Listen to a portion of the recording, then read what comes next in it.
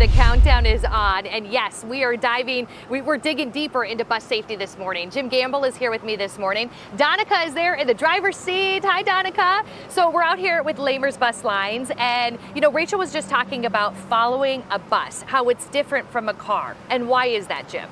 Well, I think with a school bus, you can expect that if it's out, you know, in the early morning or afternoon, it's out there picking up kids, getting ready to take them to school or bring them home from school. So you can expect that bus is going to eventually make a stop in front of you. So, you know, we urge people to always use caution around a school bus because it is going to make a stop at some point. And frequent stops, like we were talking about. So we want to show people the lights on the bus, what they mean, and what they need to know if they are following one and do have to stop. So tell me what Donica would do if she's going to be coming up to a bus stop and to pick up a child.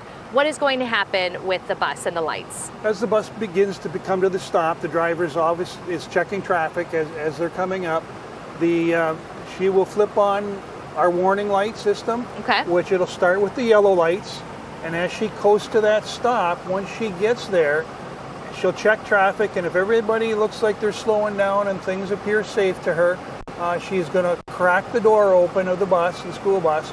And as soon as she does that, that activates all the red lights. So our stop sign is going to come out. It's going to be, you know, the red flashing lights. The red flashing lights front, back of the bus will be activated. Our crossing gate will come open. And then once the driver sees those red lights on, you cannot pass a school bus with red lights on because you know kids are going to be boarding or unloading. Absolutely. And things might be a little different this year with more kids going back to school, with it being, you know, in person for majority of them. Sure, and that's true. So we're going to be making more stops than we probably did last year. Number of buses is probably going to be about the same, but still they're going to be on the road and they're going to be making real frequent stops, and there's going to be lots of kids, lots of activity. You know, at a stop, you may, you know, if you're picking up at a house in the country, you may get 2 kids, 3 kids. You may get to a corner if you're in the city, and you could be stopping for a dozen kids. You know, 10 kids could get on the bus at that one stop. So there's always lots of activity when there's a school bus there. Maybe the main message, be patient. You're sharing the road with these vehicles and keep these kids safe.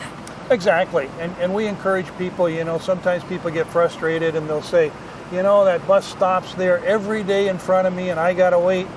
We encourage people, if that's the case and if you haven't got time to wait, leave a couple minutes earlier if you can. You know, try and avoid it.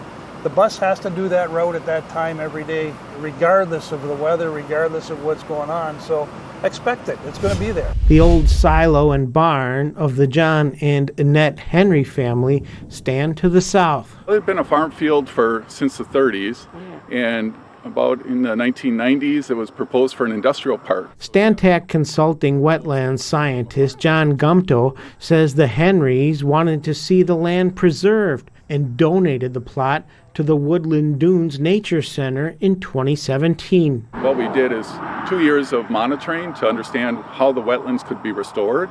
And then we went through a planning process and got permits, and then we restored the wetlands. Because wetlands are involved, the Department of Natural Resources, Wisconsin Wetland Conservation Trust oversees the process. And what this project does is offset development within this watershed. So when somebody develops in a wetland, this is created to offset that footprint. Project manager Mary Flanderka says wetlands created here will be available for public use in the future. The two toured the area west of Two Rivers on Monday morning. This site has such a personality. I mean, when we came through here in June, it had a certain group of plants, and now it's got these beautiful plants coming up, and you can see the next generation of plants coming up this summer as well. From the wild rye blowing in the breeze to a bumblebee on this little blue flower, scientists say the site is also home to about 100 different species of birds. We're on a migratory corridor for Lake Michigan here, so it's a great stopover habitat for a variety of birds during spring and fall migration. Also, this habitat provides great nesting habitat for resident songbirds, and as well as waterfowl and other raptors and other species. to get the COVID-19 vaccine or voluntarily resign from her job. That's the decision Jeanette Deshane says she's faced with as an Advocate Aurora employee. I know a lot of people say it's your choice. You know, you can just go get another job, but for every one of us in healthcare, we're not there because it's a job. We can't just go get another job. We have to get another career. We have to get a new passion. Deshane is a financial advocate and has been working from home during the pandemic. She says employees both vaccinated and unvaccinated are against a mandate. As healthcare professionals, we know the precautions. We survived this pandemic for a year and a half without a vaccine, and we can continue doing that. Hospital employees against the vaccine mandate will be having a protest outside Aurora Medical Center here in Manitowoc on Friday. Another one will be taking place on Wednesday in Greenbay outside St. Vincent and Bellin Health.